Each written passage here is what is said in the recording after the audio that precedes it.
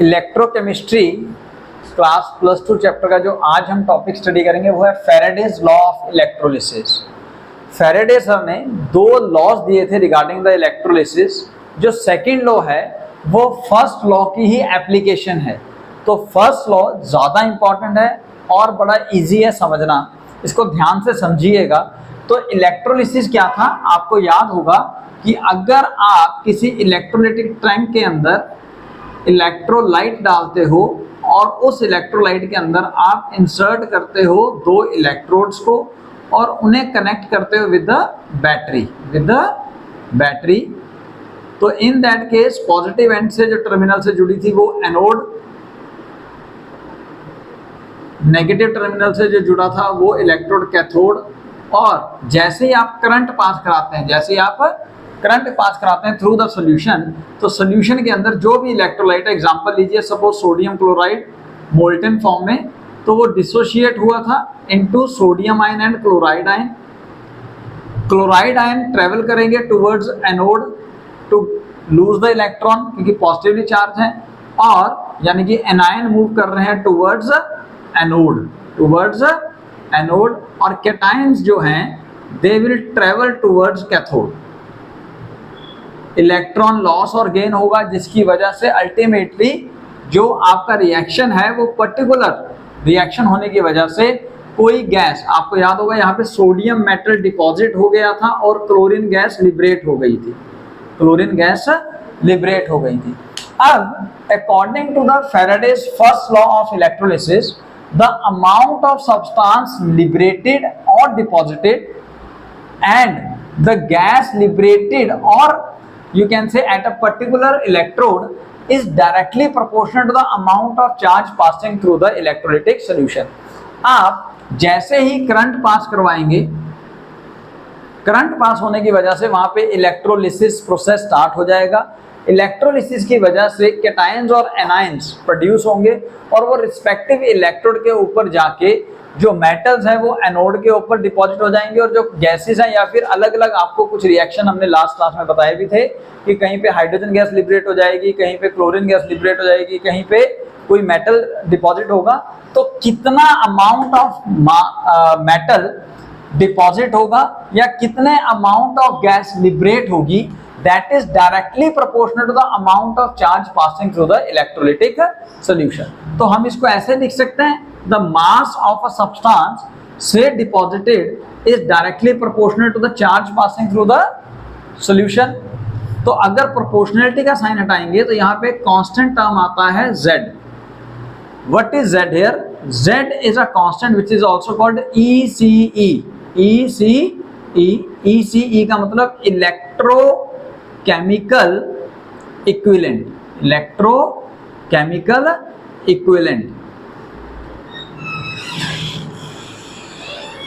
Current का relation है charge के साथ। As you all know current I is equal to rate of flow of charge, तो charge का फॉर्मूला हो जाएगा Q is equal to I into T. तो मास का फॉर्मूला होगा यहाँ पे ZI into T. This is the very important formula given to us by the Faraday according to the first law। तो फर्स्ट लॉ क्या कह रहा है कि जब कभी भी आप कोई एक पर्टिकुलर अमाउंट ऑफ चार्ज पास करवाओगे थ्रू द सॉल्यूशन, तो उस सॉल्यूशन के अंदर या तो कोई सब्सटेंस डिपॉजिट होगा ऑन द रिस्पेक्टिव इलेक्ट्रोड या कोई गैस लिबरेट होगी एट अ पर्टिकुलर इलेक्ट्रोड, और वो कितना अमाउंट ऑफ सब्सटेंस डिपॉजिट या लिबरेट होगा that is directly proportional to the amount of charge passing through the solution. तो उसको हमने लिया, so M is directly proportional to Q is the amount of charge passing through the solution. Proportionality का sign हटाया तो एक Z term आया। Z is your called electrochemical equivalent, ये कांस्टेंट होता है।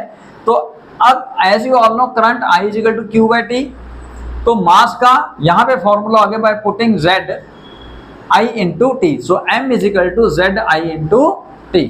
अब Z इलेक्ट्रोकेमिकल इक्विवेलेंट, इसको कैलकुलेट करने का भी फॉर्मूला होता है। It's formula is equivalent mass divided by F is Faraday. आपको याद होगा, आपको बताया गया था 1 mole of electrons acquire a charge 1 mole electron के ऊपर चार्ज कितना एक्वायर हो जाता है जी? 1 Faraday. 1 Faraday is equal to 96500 coulomb. ये ध्यान रखिएगा। अब इक्विवेलेंट मास कैसे कैलकुलेट करते हैं, उम्मीद है ये भी आपको आता होगा। तो इक्विवेलेंट मास के लिए मैं यहां पे लिख देता हूं, इक्विवेलेंट मास के लिए फॉर्मूला है molar mass divided by x, divided by x. X क्या है यहां पे? X in this terms number of electron lost और गेन्ड। अदरवाइज याद कीजिए, आपको मोल कंसेप्ट में बताया जाता है इक्विवेलेंट मास का formula molar mass upon acidity या बेसिडिटी या नंबर ऑफ इलेक्ट्रॉन लॉस्ट या गेन। तो in case of the ions number of electron lost या गेन। तो उस हिसाब से आपका यहाँ पे फिर से फॉर्मूला बन जाता है m is equal to z की जगह आप क्या लिख सकते हो पुत्र? Equivalent mass divided by f into I into T, I into T. बहुत से क्वेश्चंस डायरेक्टली कंपटीशन में या आपके बोर्ड एग्जाम में इस फॉर्मूला से रिलेटेड आ जाते हैं, तो ध्यान दीजिएगा। और अगर इसको फर्दर आपने सॉल्व करना है तो इक्विवेलेंट मास का फॉर्मूला आप लगा सकते हैं molar mass divided by X into F into I into T. तो इसके बेस्ड आपके बहुत से न्यूमेरिकल्स आते हैं। As I already told you, X क्या है? एक्स का मतलब हो जाएगा नंबर ऑफ इलेक्ट्रॉन्स लॉस्ट और गेन्ड। कितने नंबर ऑफ इलेक्ट्रॉन्स कोई पर्टिकुलर आयन लॉस कर रहा है या गेन कर रहा है थ्रू द सॉल्यूशन। ठीक है, during electrolysis process. This is Faraday's first law of electrolysis. So there is one very easy method called unitary method. अगर आपको क्वेश्चंस यूनिटरी मेथड से सॉल्व करने हैं तो वो भी सॉल्व हो जाएंगे। इस कंसेप्ट के अलावा आप वो मेथड भी यूज कर सकते हैं। कैसे? देखिए, जैसे यूनिटरी मेथड में हम क्या सपोज करते हैं कि 1 mole of electron has a charge 1 Faraday which is equal to 96500 coulombs. अब आपको एक क्वेश्चन दिया है, how many hours does it take to reduce 3 mole of Fe3 positive ion to Fe2 positive ion with 2 ampere current. तो 2 ampere current आपने solution के through pass कराया और उस सोल्यूशन के अंदर 3 mole of Fe3 positive ion है, ferric ions हैं, उनको फेरस आयन में रिड्यूस करना है। तो सबसे पहले आप क्या करें, यूनिटरी मेथड से करेंगे तो इस तरह से है, मैं वो बता रहा हूं पहले। तो Fe3 पॉजिटिव आयन ने 1 इलेक्ट्रॉन गेन किया होगा तो Fe2 पॉजिटिव आयन बना होगा। यानी कि बैलेंस करने के हिसाब से दिख रहा है 1 mole of Fe3 positive ion require 1 mole of electron. तो कितना चार्ज रिक्वायर्ड होगा सर? 1 फैराड। यहां से आया 1 फैराड। 1 फैराड की वैल्यू 96500 कूलम। आपको 3 मोल्स को रिड्यूस करना है तो 3 मोल के लिए कितने चाहिए होगा सर? 3 फैराड। तो ये आपके पास आ गया टोटल चार्ज। अब आपको टाइम पूछा है, करंट दिया है, चार्ज आपने निकाल लिया। So Q is equal to I into T. Q का वैल्यू पुत्र 3 into 96500 coulombs equal to I 2 ampere time T. अब ये जो वैल्यू आएगी यहां तक वो आएगी सेकेंड्स में। आपको क्वेश्चन आवर्स में पूछा है तो 1/60 इंटू 1/60 कर दीजिएगा, क्योंकि 1 आवर में 60 मिनट, 1 मिनट में 60 सेकंड, ये सबको पता है। इसको सॉल्व करोगे देन यू विल गेट 965/24। इसको डिवाइड करोगे तो आपका आंसर 40.2 आवर्स आएगा, 40.2 आवर्स आएगा। इसको अगर आप इस ढंग से करोगे तो आपको पहले मास निकालना पड़ेगा नंबर ऑफ मोल से, Z की वैल्यू निकालनी पड़ेगी और फिर आप चार्ज निकाल सकते हैं। ठीक है, तो वहां से थोड़ा सा लेंथी हो जाएगा लेकिन आंसर सेम आएगा। तो ये ज्यादा बेस्ट मेथड है। अगर आप यूनिटरी मेथड को भी यूज करोगे, ये वाले फॉर्मूला बेसिकली यहीं से निकले हैं, यूनिटरी मेथड से ही निकले हैं। So both are interlinked. एक और बड़ा पॉपुलर क्वेश्चन है, 1 फैराडे चार्ज डिपॉजिट्स। अगर आप 1 फैराडे चार्ज सोल्यूशन के थ्रू पास करवाते हो तो सोल्यूशन के अंदर इलेक्ट्रोलिसिस की वजह से कोई सब्सटेंस डिपॉजिट होगा ऑन एन इलेक्ट्रोड। तो वो कौन सा होगा? 1 mole of substance, 1 gram of substance, 1 AMU of substance या 1 ग्राम इक्विवेलेंट ऑफ सब्सटेंस। इसको समझते हैं हम ऐसा करते हैं, यही फॉर्मूला उठाते हैं। So M is equal to Z into Q। Z क्या है? Electrochemical equivalent. So this is the amount of substance deposit. कब? जब आप चार्ज कितना पास कर रहे हो पुत्र? 1 फैराड। तो Z का फॉर्मूला क्या है sir? Equivalent mass divided by F। तो F से F कट जाएगा तो मास कितना डिपॉजिट होगा सर? सब्सटेंस के इक्विवेलेंट मास जितना। तो आंसर क्या आना है? ग्राम, 1 gram equivalent of the substance. 1 मोल अगर डिपॉजिट होता तो मोलर मास जितना डिपॉजिट होता, 1 ग्राम इक्विवेलेंट डिपॉजिट होगा तो उसके इक्विवेलेंट मास जितना डिपॉजिट होगा। अंडरस्टैंड?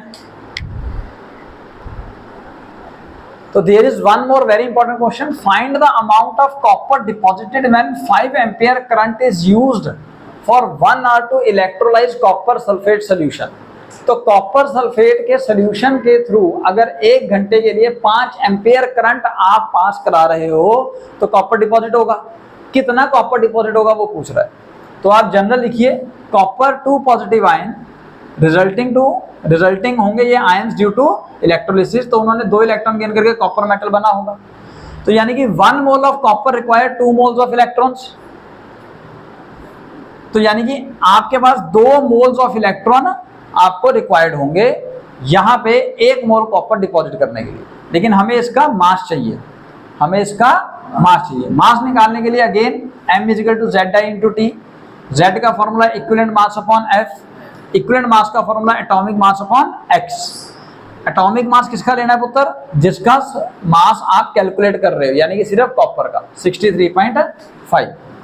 और X क्या है? नंबर ऑफ इलेक्ट्रॉन लॉस्ट या गेन। तो इसने कितने गेन किए? 2, तो वो लिख लिया। तो ये आ गया इसका इक्विवेलेंट मास।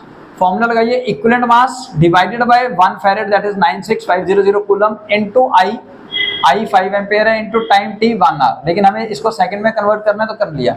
इसको सॉल्व करोगे आगे mathematically, then you will get a value of 5.8 gram. So this amount of copper is deposit on an electrode when 5 ampere current is passed through the solution for a 1 hour।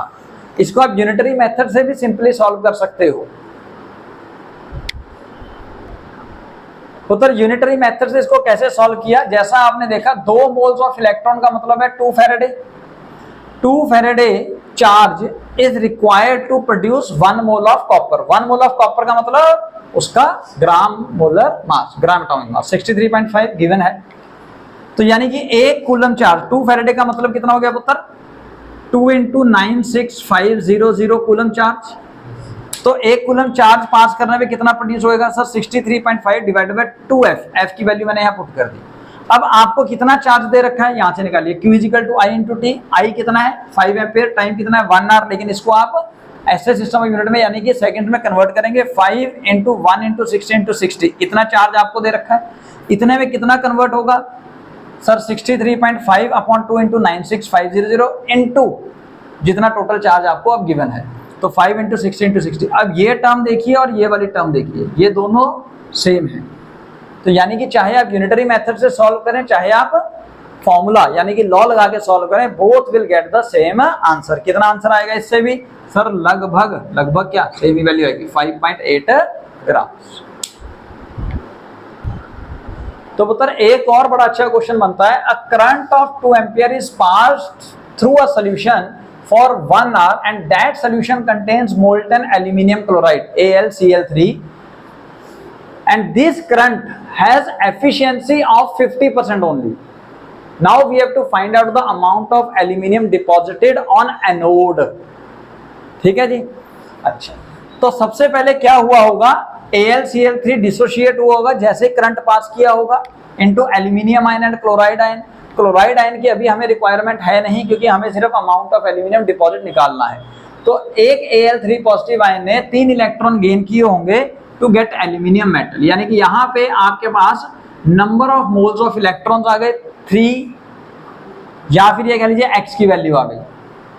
ठीक है मतलब अब आप formula लगाएंगे directly. अगर m is equal to atomic mass divided by Faraday into 1/x into I। अब I कितना है पुत्र? 2 एम्पियर। पर नहीं, ये टोटल करंट आपको दिया हुआ है। इस टोटल करंट की जो एफिशिएंसी है वो सिर्फ 50% है। अगर आप एफिशिएंसी वाला फॉर्मूला भी देखें, एफिशिएंसी का फॉर्मूला क्या होता है पुत्र? Output upon input, output upon input into 100 ऐसे निकालते थे हम एफिशिएंसी। सपोज एफिशिएंसी आपको दे रखी है 50%, आउटपुट कितना है निकालना पड़ेगा सर? हमें आउटपुट ही तो चाहिए ना। इनपुट आपने दिया 2 एम्पियर, तो ये हो गया 100, अरे अब काटो, क्या बच गया 1, यानी कि आउटपुट करंट कितना है पुत्र, सिर्फ 1 एम्पियर, यानी कि 50%, हाफ। ये ध्यान रखिए, एफिशिएंसी 60% होगी, 50% होगी, जितनी होगी उसके हिसाब से आपने आउटपुट करंट निकालना है पहले। अब यहाँ पे 2 एम्पियर नहीं लिखना है, यहाँ पे 1 एम्पियर लिखना है।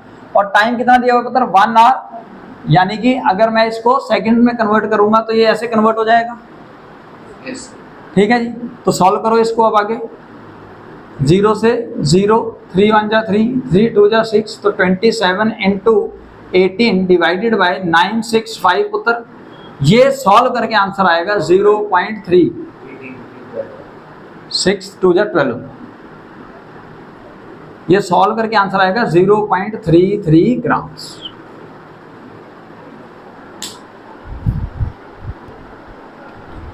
According to second law, if you pass the same amount of current through the different electrolytes, ऐसा पॉसिबल कब है, जब आप 2 या 2 से ज्यादा इलेक्ट्रोलाइट्स को, लेट सपोज आप क्या करें पुत्र, आप सीरीज में कनेक्ट कर दें, चलो हम 2 को कर लेते हैं, सीरीज में कनेक्ट कर दें। सीरीज में कनेक्ट करने के लिए आपको क्या करना पड़ेगा, आप एक काम कीजिए, सेम पोटेंशियल प्रोवाइड करा देना, 2 एंड्स को और कॉमन रख देना, है ना। तो हम क्या करते हैं, ऐसा कर देते हैं, इनको आपस में कनेक्ट कर दीजिए, इसको ऐसे कर दीजिए,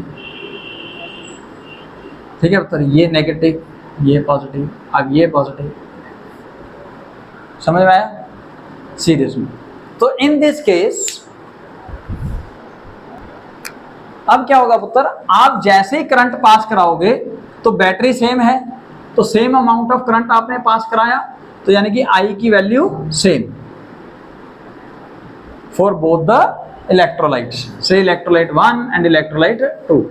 अब जैसे ही रिएक्शन होगा, रिएक्शन की वजह से एक के ऊपर अमाउंट ऑफ सब्सटेंस यहां डिपॉजिट होगा, एक में यहां पे डिपॉजिट या लिबरेट जो भी होगा, तो इस हिसाब से according to the first law, mass liberated और deposited is equal to Z into Q पुत्र। Z का फॉर्मूला था equivalent mass divided by F into Q. Suppose this is the mass of first liberated equal to equivalent mass of first divided by Faraday's into charge. अब charge तो same है, I same time के लिए आप पास कराओगे तो sir Q भी तो सेम होगा, ठीक है जी। अब आप डिवाइड कीजिए, इधर दूसरी इक्वेशन ले लीजिए, M2 is equal to equivalent mass of second divided by F into charge. So we will get M1 upon M2, तो F से F कटेगा, चार्ज से चार्ज कटेगा, तो क्या वैल्यू बचेगी, equivalent mass of 1 divided by equivalent mass of 2। In other words, क्या मैं इसको ऐसे कह सकता हूं, मास ऑफ सब्सटेंस लिबरेटेड और deposited is directly proportional to the equivalent mass, and this is our second law. So according to Faraday's second law, if same amount of current is passed through the electrolytic solutions, then the amount of substance liberated or deposited is directly proportional to its own equivalent mass. अब आप इसके based number of questions कर सकते हैं, then you can solve very easily them.